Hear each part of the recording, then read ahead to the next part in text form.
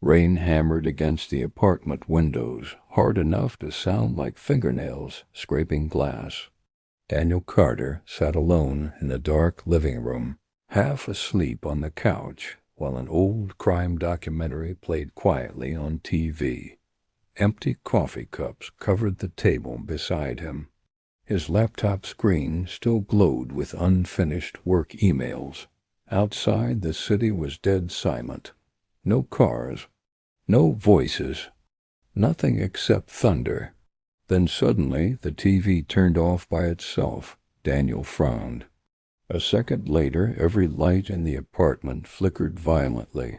Once, twice, then darkness. Only the digital clock on the microwave remained visible. 3 a.m., and then came the knock. Knock, knock, knock. Daniel froze instantly. The sound echoed through the apartment. Slow, measured, not random, not impatient. Whoever or whatever stood outside wanted him awake. He looked toward the front door but didn't move.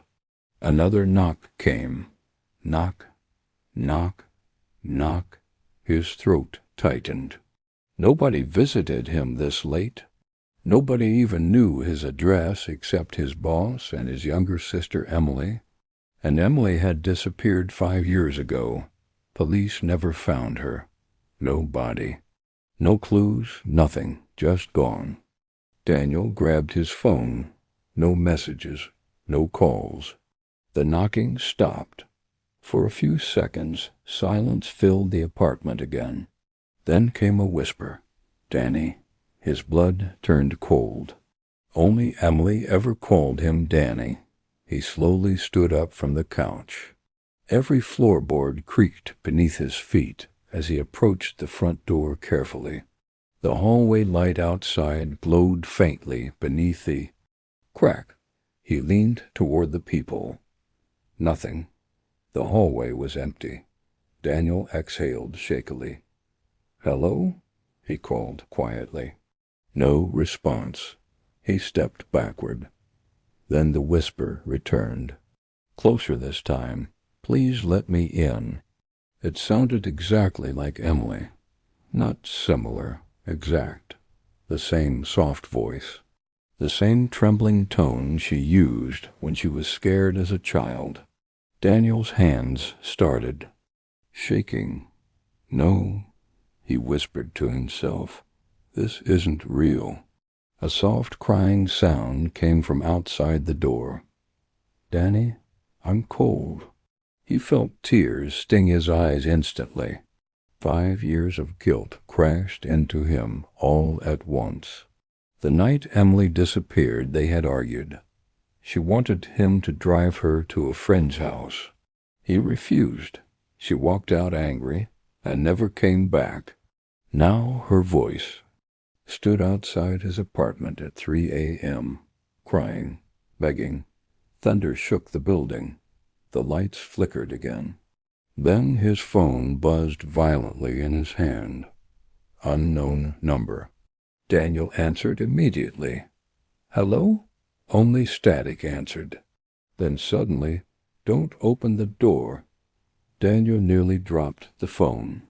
It was Emily, terrified, screaming. "Danny, listen to me.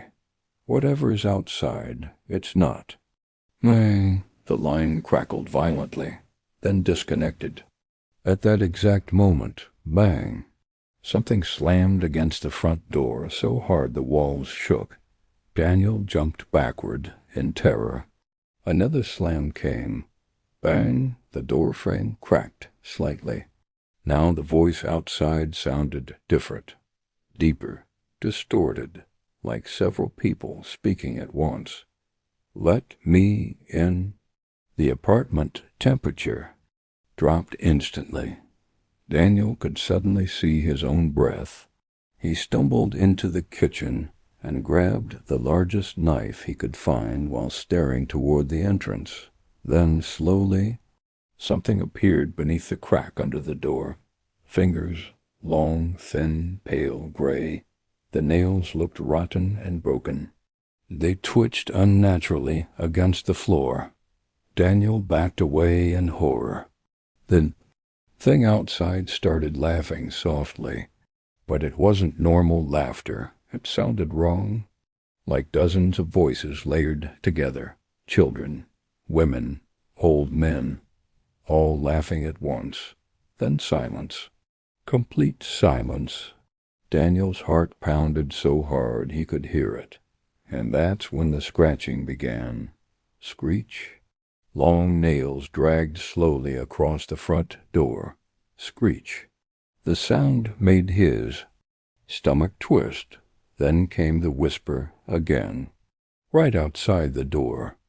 I found you. Daniel ran into his bedroom and locked the door instantly. His breathing became frantic. The apartment outside was completely silent now. Too silent. Then footsteps. Slow footsteps moved through the living room. Heavy. Wet. Drip. Step. Drip. Step. Thing had entered the apartment. Daniel stared toward the bedroom door in horror. No, he whispered. No, no, no. The footsteps stopped directly outside. And then came 3 slow knocks. Knock, knock, knock. The bedroom doorknob started turning. Slowly, Daniel held his breath. The knob twisted harder, then stopped. Silence again. His phone buzzed one more time. Another unknown number. He answered instantly. Emily whispered through. Heavy breathing. Danny, listen carefully. It copies voices. Daniel's entire body trembled. It waits outside doors. It pretends to be people you love. What are you talking about? Daniel whispered desperately. I escaped from it years ago, but it followed me. It follows anyone who hears it. A loud crash echoed from the living room. Emily screamed on the phone. IT knows you're talking to me. The call cut out. Then every light in the apartment turned on at once, blinding white. Daniel looked toward the bedroom doorway. The door was slowly opening. A tall figure stood outside in the hallway darkness. Too tall to be human. Its head nearly touched the ceiling. Its arms hung unnaturally long, and its face kept changing. First Emily, then Daniel's mother, then strangers, then something with no skin at all. Its black eyes locked onto him, and it smiled. Its jaw stretched wider and wider until the skin around its mouth split open. Danny, it whispered sweetly. Then its voice deepened into something monstrous. You opened the door. Daniel looked toward the front entrance in confusion. He never opened it, did he? Then he remembered. Earlier that night, when he came home from work, the front door never fully latched behind him. A tiny gap remained open. The creature slowly stepped into the bedroom. Its bones cracked loudly with every movement. Crack, crack, crack. Daniel held the knife with trembling hands. Stay away from me. The creature tilted its head unnaturally. Then smiled wider. You invited me inside. Suddenly the apartment lights died again. Darkness swallowed everything. Daniel heard rapid footsteps charging toward him. Then pain exploded across his chest. He screamed and fell backward.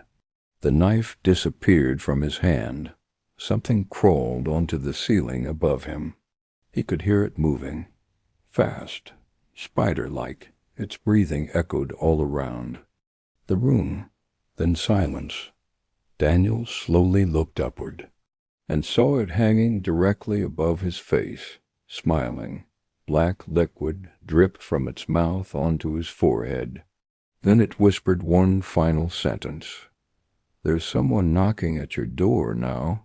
Suddenly, knock, knock, knock. Daniel's eyes widened. The knocking came from his apartment door again. Another victim. Another person. Outside, the creature smiled wider, and somewhere in the hallway, a little girl's voice cried softly, "Please let me in."